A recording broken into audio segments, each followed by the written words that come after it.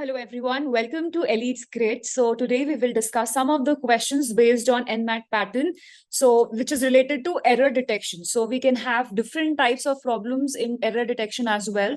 So we will be discussing a specific type of problem, which is about subject-verb agreement. So let's start. So this is the first question. Now, this is not directly related to subject-verb agreement, but it is related to a concept which we have already discussed in the previous video, so it would be better for revision.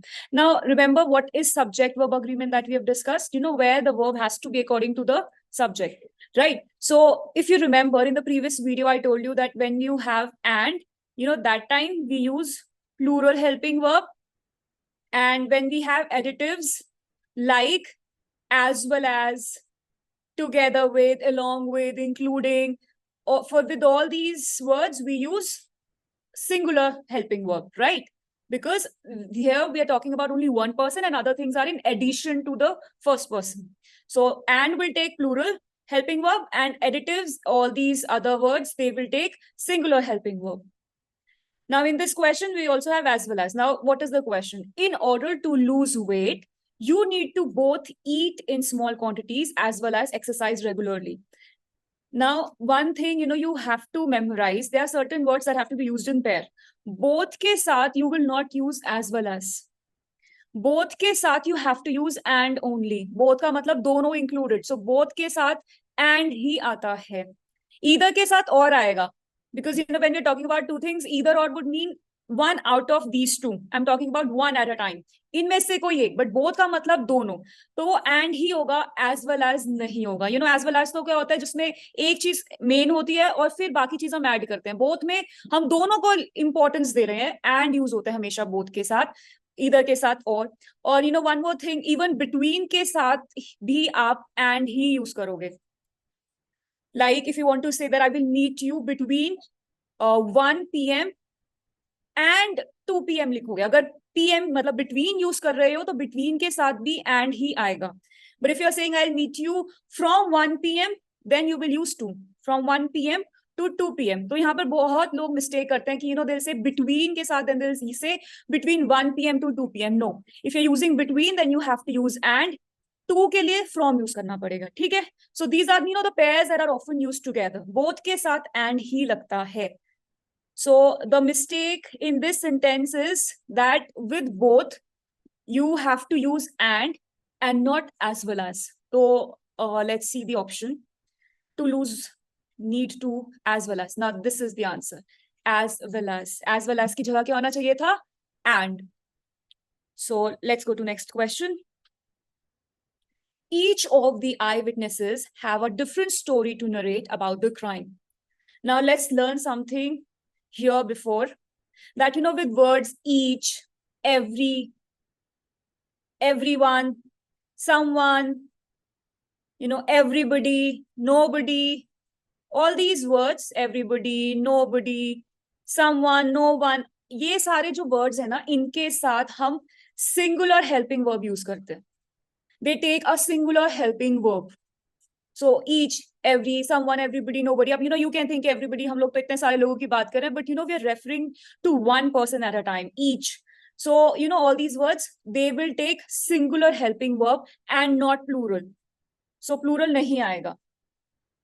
So for example, let's discuss some example also, like everybody makes mistakes. Everybody makes mistakes. So make नहीं होगा, makes होगा. Everybody, अब ये मत सोचना कि plural है तो हमें plural verb use करना चाहिए तभी subject verb agreement होगा. But ऐसे words के साथ everybody, every, each singular आता है तो makes है, make नहीं होगा. Make will be wrong. So singular आएगा. Another example, nobody knows the truth. Knows the truth.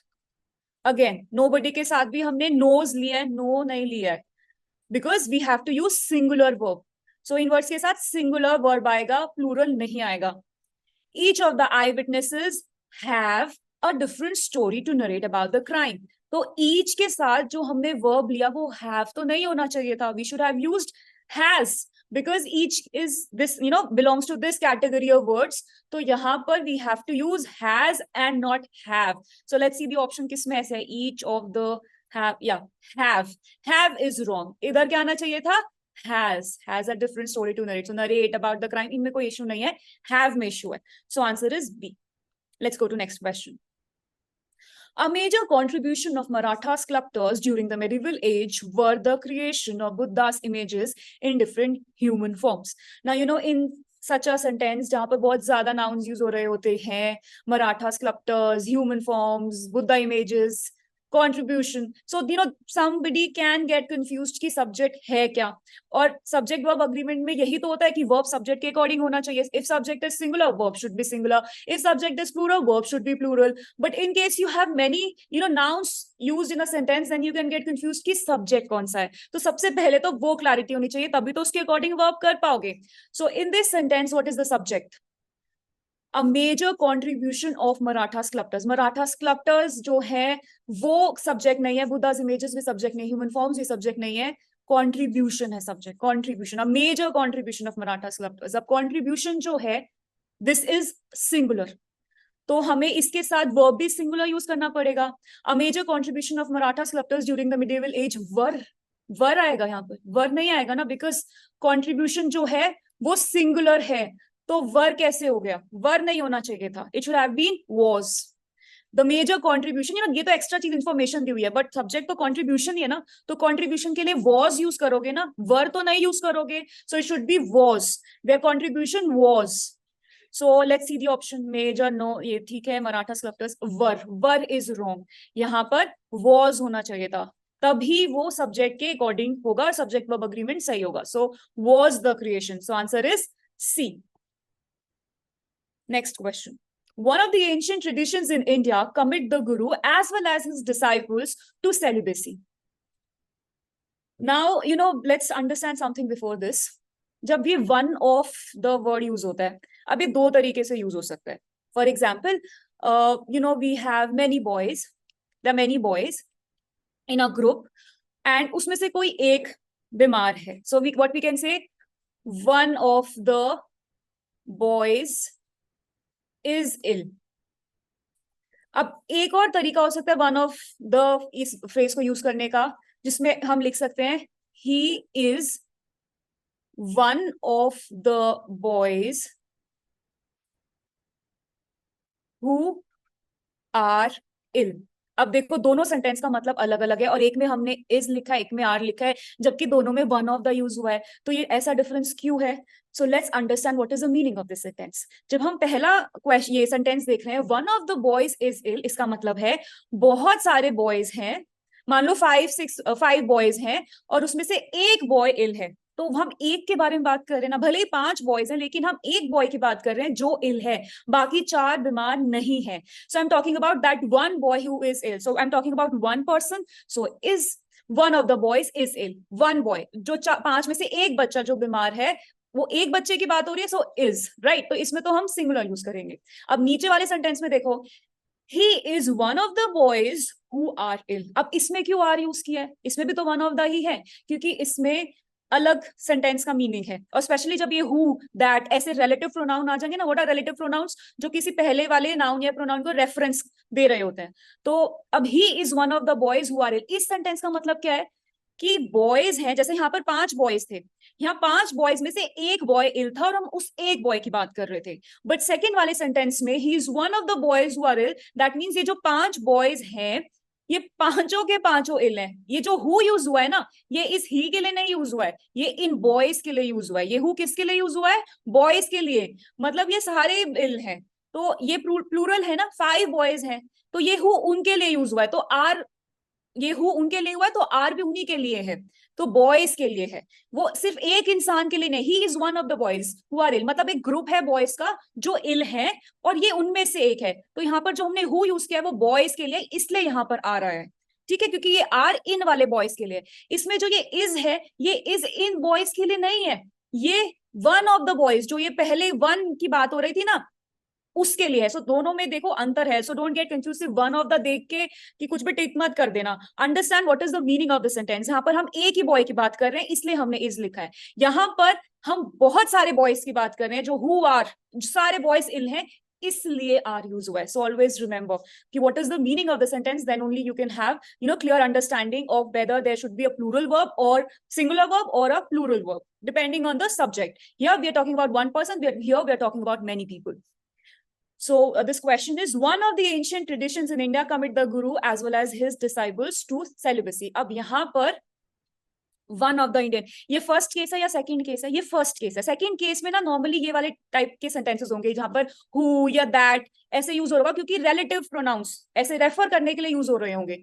यहाँ पर देखो ऐसा कुछ है नहीं. इस सेंटेंस का मतलब क्या है कि इंडिया में बहुत सारे ट्रेडिशंस हैं और उसमें से एक tradition, we have many ancient traditions, और उसमें से एक ट्रेडिशन ये है जिसमें गुरु और and his disciples are supposed to do, they have to be committed to this. So one of the, ये पहले वाला केस है जहां पर हम बहुत सारे ट्रेडिशंस, मतलब बहुत सारे ट्रेडिशन है इंडिया में और उसमें से हम किसी एक को रेफर कर रहे हैं. सो ये एक की बात हो रही है, so it should take singular verb. So one of the ancient tradition in India commits, commit नहीं होगा ना, we need to use singular verb. Singular verb तो इसमें एस होना चाहिए था, कमिट तो प्लूरल के साथ यूज करते. सो commits in India, commits the guru.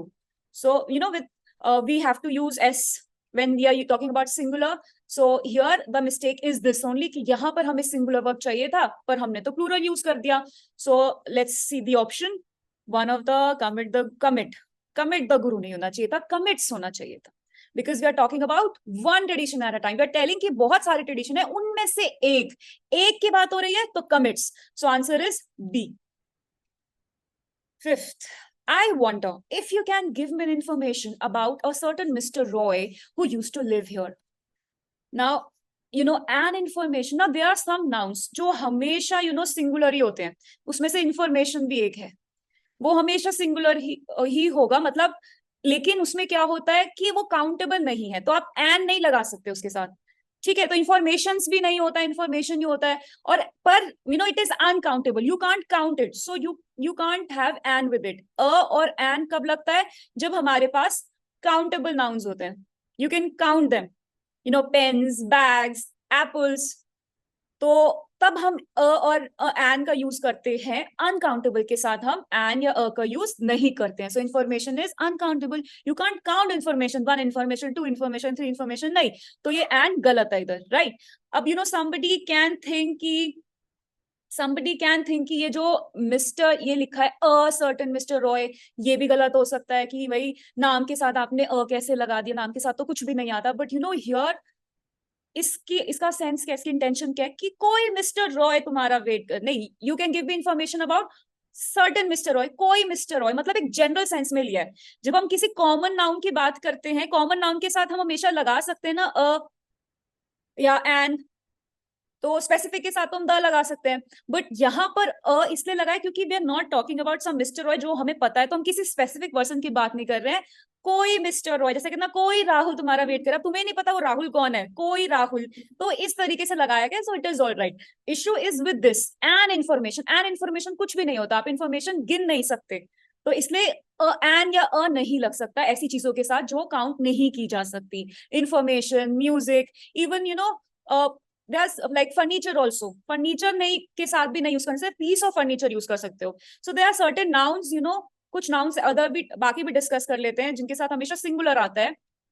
News, ये सिंगुलर होगी हमेशा, एस सोच के मत लिख लेना कि प्लूरल होना चाहिए. न्यूज, इनिंग्स, इनके पीछे एस आएगा लेकिन फिर भी they will take a singular verb with them. News, innings, then you have subjects name like mathematics, economics, statistics, physics, ये सब सिंगुलर ही होते हैं. और कुछ होते हैं जो हमेशा प्लूरल होते हैं. Pants, you can't say where is my pant, you will say where are my pants. Pants. Arms, arms verb given to the beggar, arm नहीं होगा या आर्म्स इज नहीं होगा, इट्स ऑलवेज प्लूरल. तो ये कुछ नाउन्स होते हैं, some nouns are always singular, some nouns are always plural. तो इस वाले क्वेश्चन में हमने मिस्टेक देखी कि इंफॉर्मेशन के साथ आप और एन नहीं लगा सकते. So option is an. ठीक है, ये एन, इंफॉर्मेशन के साथ एन नहीं होना चाहिए. सो एन इज द इशू. ये अ वाला इशू नहीं है क्योंकि यहाँ पर हम किसी अनजान मिस्टर रॉय की बात करें कि बहुत सारे मिस्टर रॉय हो सकते हैं, उसमें से कोई मिस्टर रॉय है. ठीक है, तो ठीक है वो. The problem is B, an information. After his years of dedicated service to the country, the politician and statesman were honored at a public felicitation ceremony. Now again कुछ नया सीखते हैं यहाँ पर। देखो, जब हम यूज करते हैं ऐसे जैसे पॉलिटिशियन और स्टेट्समैन, अब दो वर्ड्स ये हैं, दो नाउन्स हैं। अब ये कैसे पता चलेगा ये दोनों सेम ही इंसान है या ये दोनों अलग अलग हैं? कभी हो सकता है कि एक ही इंसान, one person can have two professions, two roles, sometimes individually दो हो सकते हैं। तो को कैसे पता चलता है? और जब आपको पता ही नहीं चलेगा कि वो एक ही इंसान है या वो दो अलग अलग इंसान है, तो आप वर्ब उसके अकॉर्डिंग कैसे करोगे? बिकॉज एक इंसान है, then you have to use singular, इधर two people, then you have to use plural. So first of all you have to find out this person is same और they are different person. So let's start. If you have like ऐसे and use हुआ है और दो words आपको दिए हुए हैं। अब एक केस हो सकता है कि द ऐसे करके दिया हुआ है, और एक पॉसिबिलिटी है कि द हमें दो प्रोफेशंस दिए और दोनों में अलग अलग द है। जैसे इस केस में है the politician and statements and statesman. अब एंड के बाद इसमें द नहीं है। जब ऐसा केस होता है, for example director and producer, the director and producer, और अगर मैं लिखूं the director and the producer, तो पहले वाले केस में जब एक ही बार द यूज हुआ है और बाद में एंड के बाद द नहीं है, यहाँ पर एक ही इंसान होता है जिसके दोनों रोल होते हैं। मतलब डायरेक्टर और प्रोड्यूसर एक ही इंसान है। जैसे इस वाले केस में द पॉलिटिशियन एंड स्टेट्समैन, मतलब ये एक ही इंसान है, ये दो अलग अलग इंसान नहीं है। बट सेकेंड केस में the director and the producer, दोनों के लिए अलग अलग द यूज हुआ है, मतलब ये दो इंसान है। It is a plural case. Director is different and the producer is different, so remember this. Now इस केस में एक ही द है, बाद में स्टेट्समैन के बाद द नहीं है। सो मतलब हम एक ही इंसान के बारे में बात कर रहे हैं। सो आफ्टर हिज यहाँ पे भी सिंगुलर ठीक यूज हुआ है। After his years of dedicated service to the country, the politician and statesman were honored। वर कैसे हो गया? ये तो एक ही इंसान है, तो वर तो गलत हो गया यूज। यहाँ पर भी देखो हिज, अब हम ये भी मतलब somebody can say कि हो सकता है स्टेट्समैन वाला ही पार्ट गलत हो, इसके भी आगे तो द लगा के करेक्ट कर सकते थे। बट देखो फिर आपका हिज तो यहाँ पर करेक्ट नहीं होगा उस केस में। अभी दोनों में से कोई एक ही चीज तो करेक्ट कर पाओगे ना। या तो अगर हिज आपने कर दिया करेक्ट, तो फिर ये वर रह जाएगा प्लूरल, उसको करेक्ट नहीं कर पाओगे। अगर आपने यहाँ स्टेट्समैन वाले में ये लगा दिया, फिर आगे हिज गलत हो जाएगा। तो इस वजह से ना तो आप समझ रहे हो ना, you are understanding why we can't change other things. अब देयर आर थ्री ऑप्शंस। यहाँ पे इसको अगर मतलब मुझे इसको प्लूरल बनाना था, वर्ब अगर मुझे सही रखना था, तो मैं इसको द लगा के यहाँ भी प्लूरल बना सकती थी, लेकिन फिर मेरा हिज यहाँ बचा हुआ रह जाता। तो हिज तो सिंगुलर के लिए यूज करते हैं, तो फिर सेंटेंस में एरर रह ही जाती कि यहाँ पर तो हम हिज सिंगुलर कह रहे हैं और बाद में हम दो लोगों की बात कर रहे हैं, तो तब भी आपका सेंटेंस तो करेक्ट नहीं होगा। तो ये द वाला अगर मैंने यहाँ द लगा भी दिया, तो my sentence will still be incorrect. तो ये स्टेट्समैन वाले को काट देते हैं। अब मतलब मुझे इसे प्लूरल नहीं सिंगुलर ही लेना पड़ेगा, मतलब यहाँ द नहीं लगा सकते हो, क्योंकि द लगा भी दोगे तो भी सेंटेंस करेक्ट नहीं होगा। ये हिज अभी भी बचा ही हुआ है यहाँ पर, जो कि एक सिंगुलर पर्सन को ही रेफर कर रहा है। सो द ये वाला ऑप्शन गया।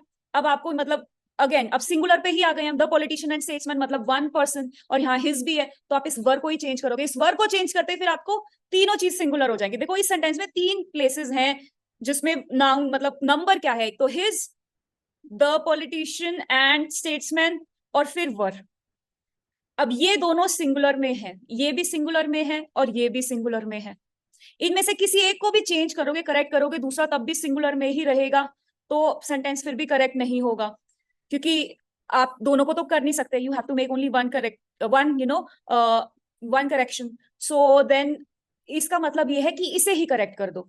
प्लूरल जो है ये, इसको ही आप सिंगुलर बना दो, तब तीनों सिंगुलर हो जाएंगे, तो सेंटेंस सही हो जाएगा। सो आई हैव टू सी कि मैं वर्ब को चेंज करूं और वर्ब की जगह आई कैन पुट वॉज, तब तीनों चीजें सही हो जाएंगी। यहाँ पे हिज, यहाँ पे द पॉलिटिशियन एंड स्टेटमैन, और यहाँ पर वॉज।